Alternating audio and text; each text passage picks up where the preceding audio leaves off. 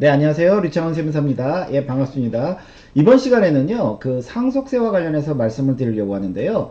저희가 추정 상속 재산이라고 있습니다. 제가 이제 여기 현금 이렇게 그 표시를 해놨는데요.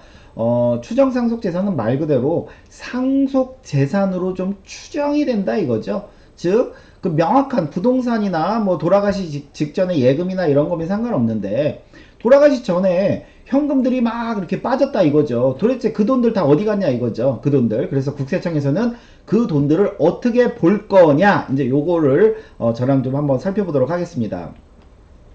일단 추정상속 재산이란 사망하기 전에 빼돌린 현금 또는 그 처분 금액, 그러니까 뭐 부동산이나 뭘 처분했으면 그 돈이 통장에 있어야 되는데 돈이 없다 이거죠. 그래서 어떤 재산을 처분한 금액이나 아니면 빼돌린 현금을 말한다. 제가 뭐 빼돌린이라는 표현을 너무 이제 과격하게 쓰긴 했는데요.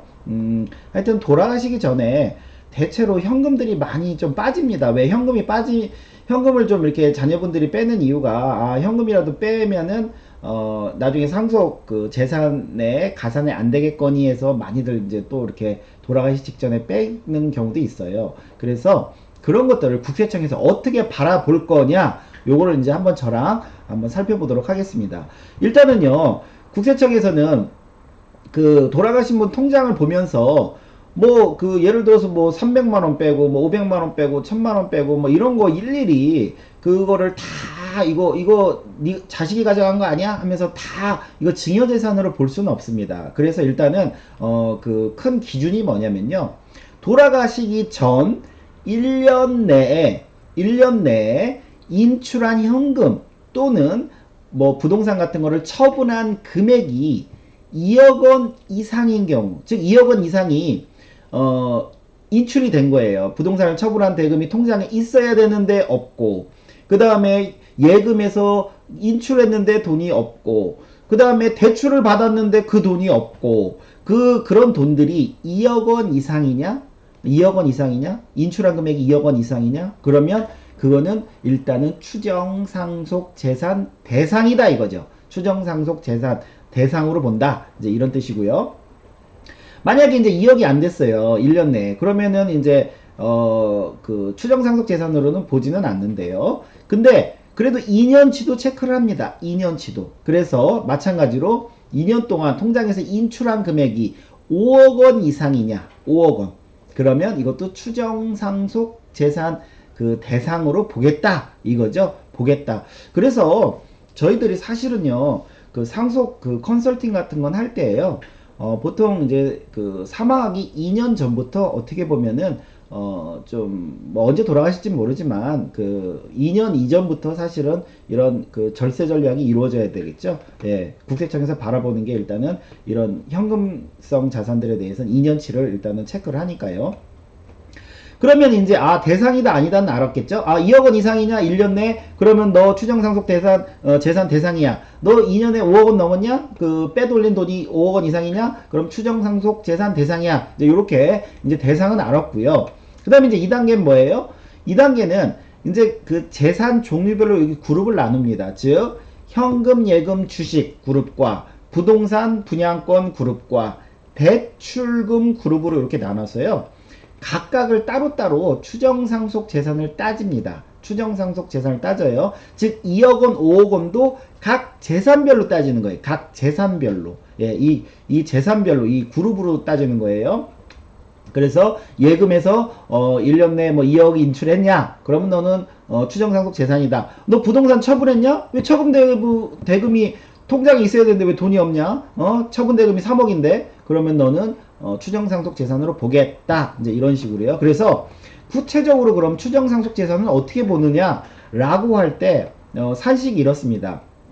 내가 예를 들어서 예금에서 현금을 인출했어요. 인출했으면 인출액에서 용도가 명확한 거는 빼줘요. 내가 예를 들어서 그 1000만원을 인출했는데 500만원은 뭐 아버님 병원비로 썼어요. 영수증도 다 있어요. 그럼 그런 거 명확하다 이거죠. 명확하다.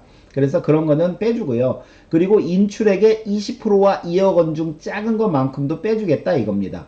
왜냐면 이게 아버님이 돌아가시고 나서 자녀가 아버님 통장을 소명해야 되는데 이거 아버님이 어디다 썼는지 어떻게 알아요? 그래서 요 정도만큼은 좀 빼주겠다 이겁니다. 요 정도만큼은 그래도 좀 봐서 빼주겠다. 즉 한 80% 정도만 우리가 자산으로 보겠다. 용도 명확한 거 빼고 그 20% 정도는 빼주니까 결과적으로 한 80% 정도만 보겠다. 이제 이런 내용이겠죠. 그 다음에 마찬가지로 부동산이나 분양권 그 돌아가시기 전에 처분을 했어요. 그럼 그 돈이 통장에 있어야 되잖아요. 그 돈이. 근데 없어요, 통장에.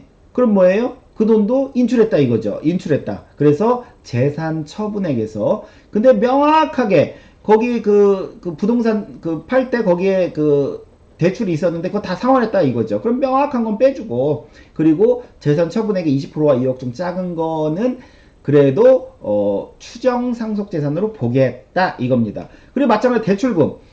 아버님이 대출을 받았어요. 받았는데 그 돈을 어디다 썼는지 모르는 거예요. 그래서 그 대출금에서 용도가 명확한 건 빼주지만 그리고 빼주고 그 다음에 그 대출금의 20%와 2억 원 좀 작은 것도 빼주지만 그 나머지는 추정 상속 재산으로 보겠다 이런 내용입니다. 그래서 다시 한번 정리하면 돌아가신 1년 이내 2억 원 이상이냐? 그럼 대상 추정 상속 대상 그 추정상속 재산 대상으로 본다. 그 다음에 2년에 5억 이상이냐? 너도 마찬가지로 본다. 그리고 구체적으로는 인출액에서 용도 입증액 빼고 20% 인출액의 20%와 2억 원도 빼준다. 요거는 자식들이 손명해야 되니까 좀 어려우니까 요만큼은 더 빼주겠다. 요런 내용입니다.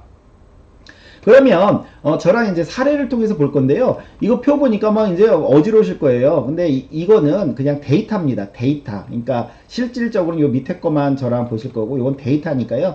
데이터만 한번 해석해 볼게요. 다시 추정 상속 재산을 이제 체크하는 순서 1단계 재산 종류별로 처분 금액이 1억 원, 1년 내 2억 원 이상이냐 2년 내 5억 원 이상이냐를 먼저 체크를 하시고 그 다음에 요거에 해당이 된다라고 하면 이제 추정 상속 재산은 구체적으로 현금 인출액에서 용도 입증액 빼고 인출액의 20%와 2억 원 좀 적은 금액만큼도 추가로 더 빼주겠다. 요거를 그 추정 상속 재산으로 추정하겠다. 요런 내용입니다. 그러면 일단은요. 아버님이 그 19년 6월 1일 날 돌아가셨어요. 돌아가셨는데 아버님 재산을 이제 이렇게 그 정리를 하는 겁니다. 정리를 하는데 일단 1그룹 예금이나 현금이나 주식 그룹이 있고 2그룹 부동산 분양권 그룹이 있고 3그룹 대출을 받은 그룹이 있어요. 그리고 이 그 예금에서 현금은 언제 인출했는지 주식은 언제 처분했는지 부동산 언제 처분했는지 대출 언제 받았는지를 먼저 이렇게 날짜별로 다 이렇게 정리를 하시는 거예요. 정리를 했어요. 그래서 예금은 이제 1년 내에 인출을 얼마 인출했냐면 1억 5천을 인출했어요. 근데 1억 5천 인출했는데 5천은 뭐 아버님 그동안 뭐 여러 가지 뭐 빚진 거 싹 다 명확하게 갚은 그 근거가 있어요. 그러면 용도 입증 금액 이렇게 쓰시고 용도 불분명 금액은 그럼 요 차액 1억 이렇게 쓰시면 되고 주식 그 1년에서 2년 사이에 아버님이 처분했어요. 그 대금이 통장에 있어야 되는데 없어요. 근데 2억 중에서 들어왔다가 3천은 명확히 용도가 있는데 1억 7천은 어떻게 되는 건지 모르겠다 이거죠. 모르겠다. 그래서 용도 불분명 1억 7천. 그 다음에 부동산도 1년 내에 아버님이 돌아가시 전에 처분하셨는데 그 돈이 없어요. 예, 돈이 없어. 그래서 이것도 불분명해요. 마찬가지로 분양권도 1년에서 2년 사이에 4억에 팔았는데 2억은 명확해요. 명확한데 추가 이제 2억은 뭐 어떻게 썼는지 모르겠다 이거죠. 그래서 용도 불분명 2억. 대출금 1년 내에 아버님이 그 담보대출로 뭐 4억을 받았는데 이 돈이 어디다 썼는지 모르겠어요. 명확하게 1억은 썼는데 나머지 3억 어디다 썼는지 모르겠어요. 그 다음에 1년에서 2년 사이에 대출 5천 또 추가로 받았는데 역시 어디다 썼는지 모르겠다 이거죠. 인출만 돼 있고. 이렇게 먼저 정리를 하고요. 그러면 이제 요거는 이제 데이터를 먼저 정리를 하고 그러면 이제 1단계부터 저희가 체크를 하는 거예요. 1단계. 재산 종류별로 처분 금액이 1년 이내 2억 원 이상이냐 2억 원 이상이냐 아니면 2년 이내 5억 원 이상이냐 먼저 체크를 하는 거예요. 그럼 한번 1그룹부터 보죠. 1년 내 2억 처분 금액이 2억 이상이에요? 아니죠. 그럼 이거는 아니에요. 해당이 없고 그럼 이제 한번 2년 내 더해보죠. 그럼 3억 5천이죠. 5억보다도 작죠. 그러면 1그룹은요 추정 재산 아무 해당 사항이 없어요. 예, 해당 사항이 없습니다. 요거는 추정상속 재산으로 가상할 게 없다 이 말이에요. 그 다음에 2그룹은요 1년 내에 부동산 이제 처분한 그 대금이 얼마예요? 3억이니까 2억보다 크지요. 너는 이제 대상이라 이거죠. 3억 너는 대상이다.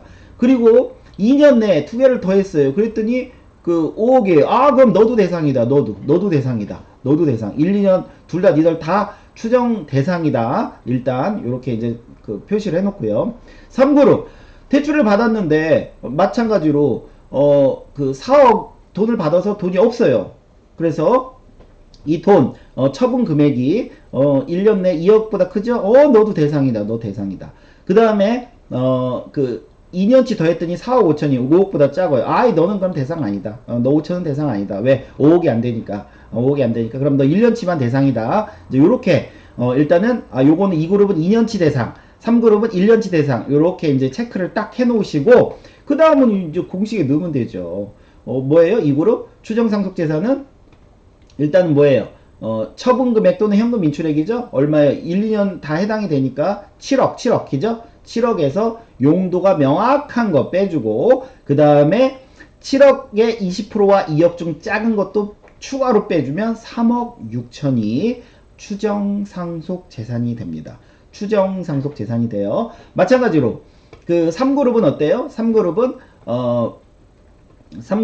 그 1년짜리만 해당이 된다고 했죠? 1년치 대출금만. 그래서 4억에서요. 용도가 명확한 거 1억 빼주고 그 다음에 그 4억의 20%와 2억 중에 작은 거 추가로 또 빼주면 2억 2천만큼이 추정상속 재산이다 이겁니다. 추정상속 재산이다. 그러면 이제 추정상속 재산까지 구했는데 여기서 저희가 조금 한 번 더 고찰해야 할 문제가 있습니다. 뭐냐면 이런 내용이죠. 이건 뭐 앞에 그 내용 그대로고요. 저희가 추정상속 재산을 좀 전에 구했어요. 3억 6천이라고 구했는데 근데 나는 실질적으로 아버님한테 얼마를 상속받은 거나 마찬가지예요. 나는 2그룹을 볼 때 아버님이 그 3억에 처분을 했는데 사실은 이 돈도 그 인출해서 내가 갖고 있어.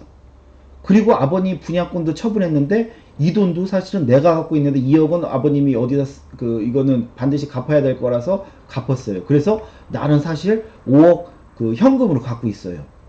그러면 내 상속받은 재산은 원래 얼마예요? 5억이죠. 근데 그 국세청에서는 일단 추정 상속 재산은 얼마로 보겠다는 거예요? 3억 6천으로 보겠다는 거죠. 3억 6천으로.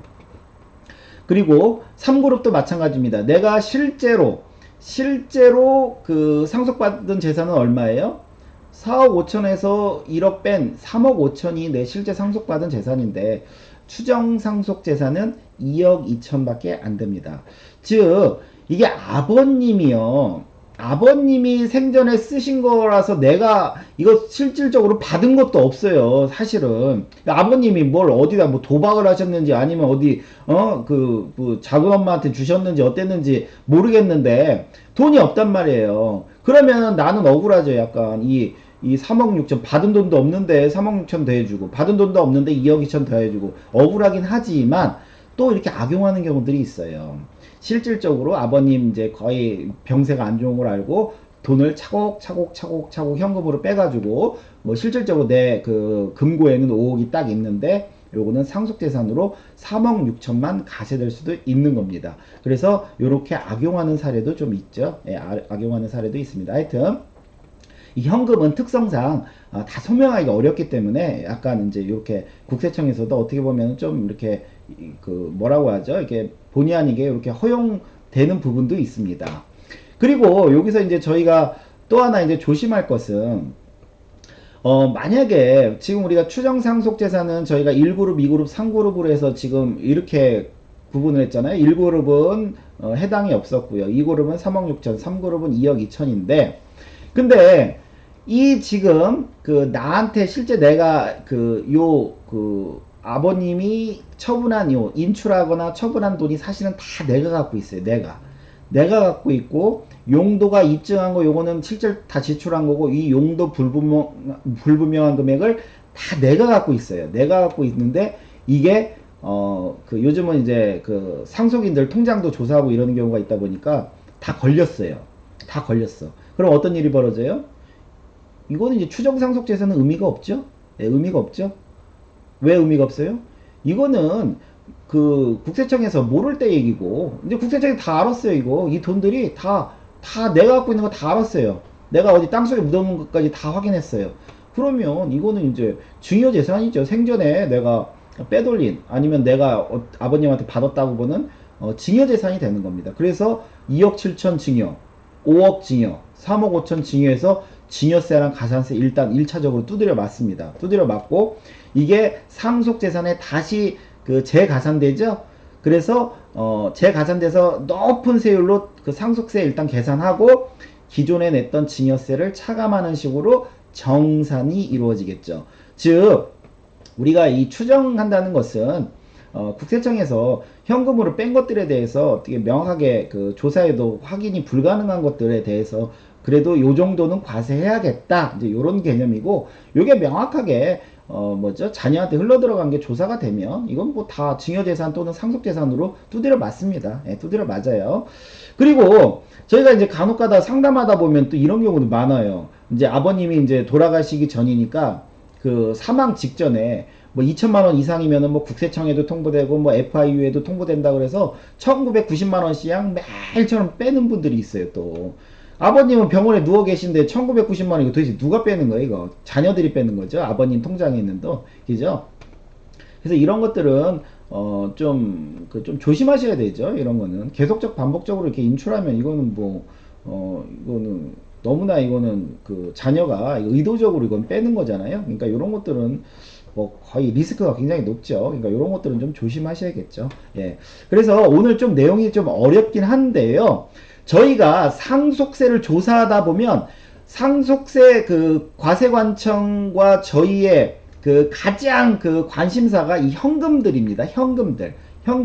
예, 그래서 이 그 중에서도 이 추정 상속 재산에 대해서 말씀드렸는데 다시 말씀드리면 하여튼 처분 금액이 1년 내에 2억 원이 안 되고 그 금액들이 어디로 흘러 들어갔는지 알 수가 없으면 그거는 뭐 상속 재산으로 볼 수도 없고요. 마찬가지로 2년 이내에 5억 원이 안 되면 역시나 이것도 어디로 흘러 들어갔는지 알 수가 없으면 이것도 상속재산, 추정상속재산을 볼 수는 없습니다. 그렇지만 2억 원 이상이고 5억 원 이상이면 이거는 제가 법에서 정한 이 산식에 의해서 추정상속재산으로 본다는 것이고요. 그 다음에 명확하게 아까처럼 명확하게 이 돈들이 자녀들한테 명확하게 흘러들어간 게 밝혀지면 추정이고 뭐고 없고 그냥 다 증여재산 및 상속재산으로 가산된다. 예, 이거 좀 명심하시길 바랍니다. 예, 오늘 수업은 여기까지 하겠습니다. 감사합니다.